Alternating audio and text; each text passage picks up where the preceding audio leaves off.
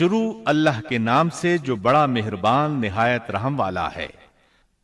موسیٰ علیہ السلام کے بعد بنی اسرائیل 40 سال تک وادی تیہ میں سرگرداں رہے، یہاں تک کہ ہارون علیہ السلام اور پھر موسیٰ علیہ السلام کی وفات ہو گئی۔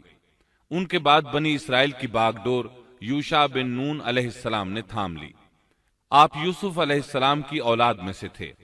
آپ نے ہر ممکن حد تک بنی اسرائیل کے معاملات کو درست کیا۔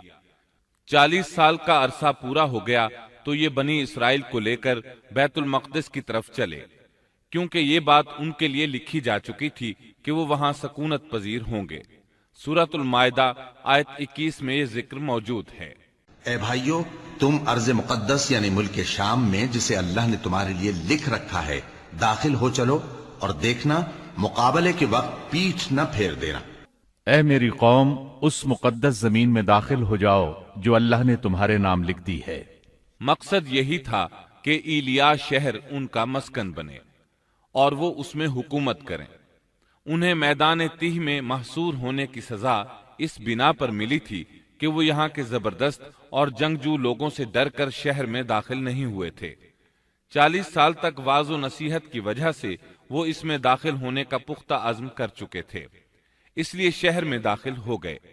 پچھلے حکم کا انکار کرنے والے اور بچڑے کی پوجا کرنے والے ہٹ دھرم لوگ مر کھپ چکے تھے۔ اس وقت کے لوگ ان کی نسل سے پیدا ہوئے تھے۔ ان میں ایک بھی شخص ایسا نہیں تھا جس نے بچڑے کی عبادت کی ہو۔ جب یہ لوگ یوشع بن نون علیہ السلام کی قیادت میں مقدس شہر کی طرف جہاد کے لیے چلے اور وہاں پہنچے تو دشمن ابھی تک موجود تھا۔ بنی اسرائیل نے 6 ماہ تک ان کا محاصرہ جاری رکھا۔ وہ زبردست جنگجو قوم تھی۔ بنی اسرائیل سے ان کا آخری معرکہ جمعے کے دن ہوا۔ یہ لوگ ہفتے کو لڑائی نہیں کرتے تھے کیونکہ یہ دن ان کی عبادت کا تھا۔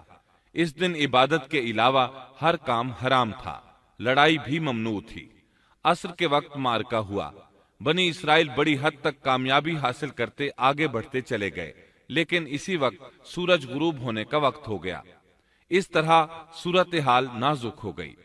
بنی اسرائیل جمعے کی شام سورج غروب ہوتے ہی ہفتے کے دن کی عبادت شروع کر دیتے تھے۔ اب اگر سورج غروب ہو جاتا تو وہ لڑائی بند کرنے پر مجبور ہو جاتے۔ اس طرح ان کی فتح درمیان میں رہ جاتی۔ اس موقع پر یوشع بن نون علیہ السلام نے سورج کی طرف دیکھا اور بولے، تو بھی اللہ کی طرف سے مقرر کردہ ہے اور میں بھی اللہ کی طرف سے مقرر کردہ ہوں۔ یعنی ہم دونوں ہی اللہ تعالی کی مخلوقات میں سے ہیں اور اللہ کے حکم کے پابند ہیں۔ پھر آپ نے یہ دعا کی، اے اللہ، اسے ہمارے اوپر روک دے۔ رسول اکرم صلی اللہ علیہ وسلم کا فرمان امام احمد رحمت اللہ علیہ نے بیان کیا ہے۔ آپ صلی اللہ علیہ وسلم فرماتے ہیں، سورج کسی بشر کے لیے نہیں روکا گیا سوائے یوشع بن نون کے۔ جبکہ انہوں نے بیت المقدس کی طرف سفر شروع کیا تو ان دنوں میں یہ واقعہ رونما ہوا۔ سورج کا اسی جگہ رک جانا اللہ تعالیٰ کا ایک عظیم معجزہ تھا۔ سورج اس وقت تک رکا رہا جب تک کہ فتح حاصل نہ ہو گئی اور وہ بیت المقدس میں داخل نہ ہوئے۔ یوشع علیہ السلام نے انہیں حکم دیا کہ رکوع کی حالت میں دروازے سے گزرو اور زبان سے کہو حتتن، اے اللہ ہمارے گناہ معاف فرما دے۔ مطلب یہ تھا کہ گزشتہ سالوں میں ہم سے جو غلطیاں ہوئیں ان سے ہمیں پاک فرما۔ اللہ تعالیٰ سورۃ البقرہ آیت 58 میں فرماتے ہیں، اور اس وقت کو یاد کرو جب ہم نے تم سے کہا کہ اس بستی میں داخل ہو جاؤ اور جو کچھ جہاں کہیں سے چاہو با فراغت کھاؤ پیو، اور دروازے میں سجدے کرتے ہوئے گزرو اور زبان سے حتتن کہو، ہم تمہاری خطائیں معاف کر دیں گے اور نیکی کرنے والوں کو اور زیادہ عطا کریں گے۔ القدس فلسطین کا دارالخلافہ تھا۔ یہاں ہر طرف سے پھل آتے تھے، خود بھی زرخیز علاقہ تھا۔ اللہ تعالیٰ نے فرمایا، جو جی چاہتا ہے کھاؤ پیو۔ جب اس نئی نسل کو یہ حکم ملا تو اپنے آباء و اجداد کی طرح انہوں نے بھی نافرمانی شروع کر دی۔ ان کے دلوں میں ایمان تو تھا لیکن مضبوط نہیں تھا، اسی وجہ سے وہ یوشع علیہ السلام کے ساتھ مذاق کرنے لگے اور حتتن کی بجائے ہنتتن فی شعرتن کہنا شروع کر دیا۔ اس کا مطلب ہے گندم اپنی بالی کے اندر، اور بغیر سجدہ کیے اندر داخل ہو گئے۔ اس بارے میں اللہ تعالیٰ سورۃ البقرہ آیت 59 میں فرماتے ہیں، ان ظالموں نے اس بات کو جو ان سے کہی گئی تھی بدل ڈالا۔ اس بات سے ان کی ہٹ دھرمی اور سرکشی کا بخوبی اندازہ لگایا جا سکتا ہے، اور اس بات کا بھی اندازہ لگایا جا سکتا ہے کہ احکام الہی کے ساتھ استہزاء و مذاق ان کے لیے معمولی حیثیت رکھتا تھا۔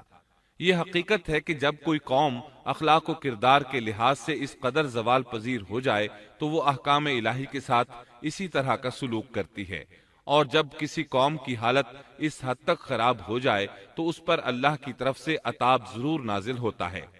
چنانچہ ان پر بھی عذاب الہی کا کوڑا برسا۔ اللہ تعالیٰ سورۃ البقرہ آیت 59 میں فرماتے ہیں، ہم نے بھی ان ظالموں پر ان کے فسق اور نافرمانی کی وجہ سے آسمانی عذاب نازل کیا۔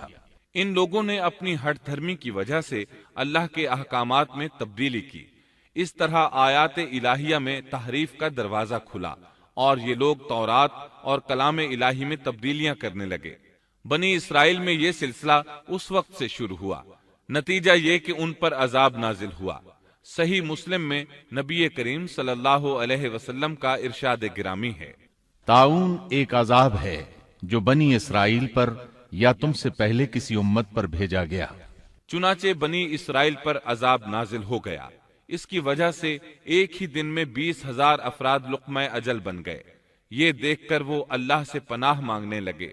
کس قدر عجیب لوگ تھے، اللہ کی آیات کو مذاق کا نشانہ بنایا، کلام الہی میں تحریف کی، اس کے نتیجے میں طاعون نے دبوچ لیا تو معافیاں مانگنے لگے۔ بہرحال اس طرح ان کی زندگی فلسطین میں شروع ہوئی۔ ان پر کچھ حاکم حکومت کرتے رہے تاکہ ان کے دنیاوی معاملات سلجھ جائیں۔ انبیاء کرام ان کے دینی معاملات میں تربیت کرتے رہے۔ ان کا دین بادشاہت سے جدا تھا، دین علیحدہ ہو گیا اور حکومت علیحدہ ہو گئی۔ حکومت اور اقتدار یعقوب علیہ السلام کے بیٹے یہودا کی اولاد میں تھا، اور نبوت یعقوب علیہ السلام کے بیٹے لاوا کی اولاد میں تھی۔ انبیاء کرام رشد و ہدایت کا کام کرتے رہے، ان سے مشاورت بھی رہی، لیکن دنیاوی معاملات کی باغ ڈور صرف بادشاہوں کے ہاتھ میں تھی۔ حکومت اور نبوت کی یہ جدائی یوشع علیہ السلام کی وفات کے بعد ہوئی۔ یوشع علیہ السلام جب تک زندہ رہے وہ ان کے بادشاہ بھی رہے اور وہ نبوت سے بھی سرفراز تھے۔ یوشع علیہ السلام کی وفات موسیٰ علیہ السلام کی وفات کے 27 سال بعد ہوئی۔ آپ نے 127 برس کی عمر پائی۔